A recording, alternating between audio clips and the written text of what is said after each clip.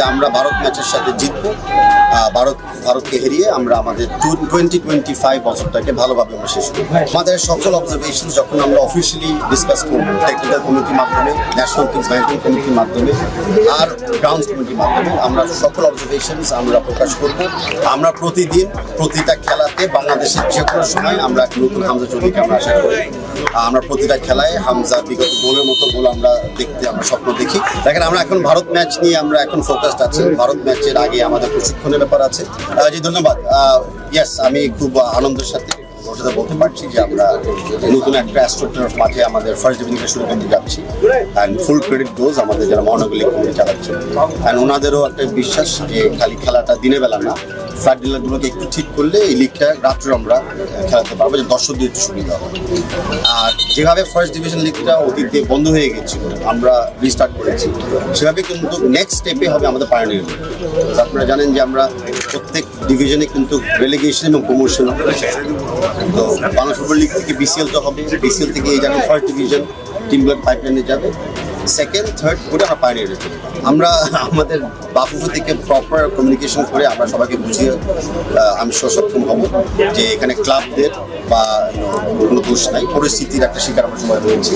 কিন্তু অনেকে যারা আন্ডার 15 তারা কিন্তু বিগত ন্যাশনাল চ্যাম্পিয়নশিপেও খেলেছে, কিছু কিছু আন্ডার 15 কিন্তু আগামীতে আন্ডার 17-এও খেলবে। খেলাধুলা চলছে অনেক ডিস্ট্রিক্টে, ইতিমধ্যে কিন্তু খেলাধুলা ব্যক্তিগত শুরু হয়ে গেছে। তাদেরকে সকলকে আমরা চেষ্টা করবো যেন থার্ড ডিভিশনে অ্যাটলিস্ট অথবা সেকেন্ড ডিভিশন ক্লাবগুলোতে তারা একজন একটা যাক। অফকোর্স আমরা আমাদের স্পন্সরের কথা হচ্ছে, সবাই চায় ব্রডকাস্টিং, আমরাও চাই ব্রডকাস্টিং। এটা আমাদের প্লেয়ারদের জন্য ভালো, কারণ আপনারা জানেন যে প্লেয়াররা যখন নতুন কোনো ক্লাবে যায়, বিশেষ করে আন্তর্জাতিক লিগে ট্রাই করে, ওনাদের সিভিতে কিছু থাকে না। তো আমরা ডেফিনেটলি ফার্স্ট ডিভিশন লিগ থেকে শুরু করবো ব্রডকাস্টিং করা। এই মুহূর্তে হয়তো কোনো প্রাইভেট চ্যানেলও হবে না, বাট ডেফিনেটলি আমাদের কোনো বাফুফে ইউটিউব চ্যানেল বা ওটিটি প্ল্যাটফর্ম যেগুলি আছে লাইক বঙ্গ বা র্যাবিট হোল, তাদের সাথে কথা হচ্ছে যে তারাও চ্যানেলগুলোকে তাদের স্ট্রিমিংয়ের মাধ্যমে লাইভ না হলেও খেলাটাকে সপ্তাহ কানেকশন। আমরা প্রতিদিন প্রতিটা খেলাতে বাংলাদেশের যে কোনো সময় আমরা নতুন হামজা চৌধুরীকে আমরা আশা করি। আমরা প্রতিটা খেলায় হামজা বিগত গোলের মতো গোল আমরা স্বপ্ন দেখি।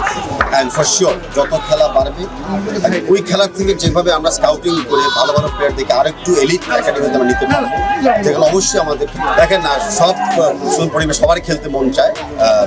আমরা জাস্ট খুশি যে আমরা যেটা পাই নাই আমাদের খেলার জীবনে বর্তমান প্লেয়ার তারা পাচ্ছে, বাট অ্যাট সেম টাইম বর্তমান প্লেয়ার ডিজার্ভও করে, কারণ খেলার মানও অনেক উন্নতি হয়ে যাচ্ছে, খেলার উপর কম্পিটিশন যেটা বেড়ে যাচ্ছে। So I am just happy যে আমরা আমাদের খেলা পরিবেশটাকে আমরা উন্নতি করতে পারছি। দেখেন, আমরা এখন ভারত ম্যাচ নিয়ে আমরা এখন ফোকাসড আছি। ভারত ম্যাচের আগে আমাদের প্রশিক্ষণের ব্যাপার আছে এবং মেক শিওর করা যে ম্যাচটা ভালোভাবে শুরু এবং ভালোভাবে আমাদের কমপ্লিট হয়।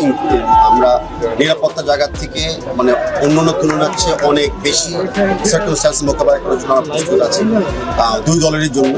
তো এখন আমাদের প্রত্যাশা যে আমরা ভারত ম্যাচের সাথে জিতবো, ভারতকে হারিয়ে আমরা আমাদের 2025 বছরটাকে ভালোভাবে আমরা শেষ করব।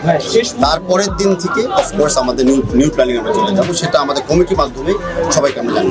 কিন্তু দর্শকরা সেটাও দেখতে চায় যে বাংলাদেশ টিম যেন কনসিস্টেন্টলি একটা ভালো খেলা, একটা অ্যাটাকিং খেলা ওনারা খেলে, যে টিমই হোক আমাদের বিপক্ষে। তো আমরা সেই জায়গাতেই যেরকম আমরা দৃষ্টিভঙ্গি রাখছি, খেলা যেন আমরা লাস্ট মোমেন্টে গোল না খাই, টেকনিক্যালি কোথায় আমাদের এখন সেটাও আমরা চিন্তা করছি। ভবিষ্যতে বেটার রেজাল্ট করার জন্য কি করা যায়, কিন্তু রেজাল্ট আনি বা খেলা কেমনে খেলি, আলটিমেটলি আমাদের র্যাঙ্কিং বাড়াতে হবে। এটা আমাদের একটা প্রমিস ছিল। আমাদের কমিটি 1 বছর হয়ে গেছে, আমরা র্যাঙ্কিং কমপ্লিট করতে পারি নাই।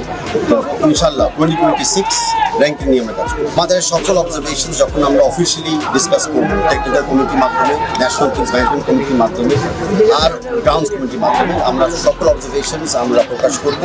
ওই অবজারভেশনসের ব্যাপারে আমরা উদ্যোগগুলো কী নিতে চাই অথবা নিতে পারবো না, দুটাই আমরা প্রকাশ্যে আমরা সবাইকে জানি। আমরা সবসময় স্বচ্ছ ছিলাম আমাদের ডে 1 থেকে, আমরা স্বচ্ছ অবশ্যই আগামীতে থাকবো।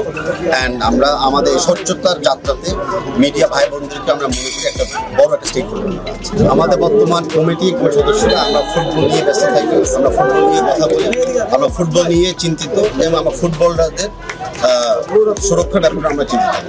আমাদের ফেডারেশনের বাইরে আমাদের এই রেওয়াজ নাই যে আমরা অন্য কোনো ফেডারেশন অন্য কোনো খেলোয়াড়ের ব্যাপারে আমরা মন্তব্য। আমি আবারও বললাম, আমরা আমাদের ফুটবল খেলা নিয়ে আমরা ব্যস্ত থাকি, অন্য কোনো ব্যক্তির কমেন্ট নিয়ে আমরা কোনো কমেন্ট করি না, কোনো কারো ব্যাপারেও আমরা কোনো মন্তব্য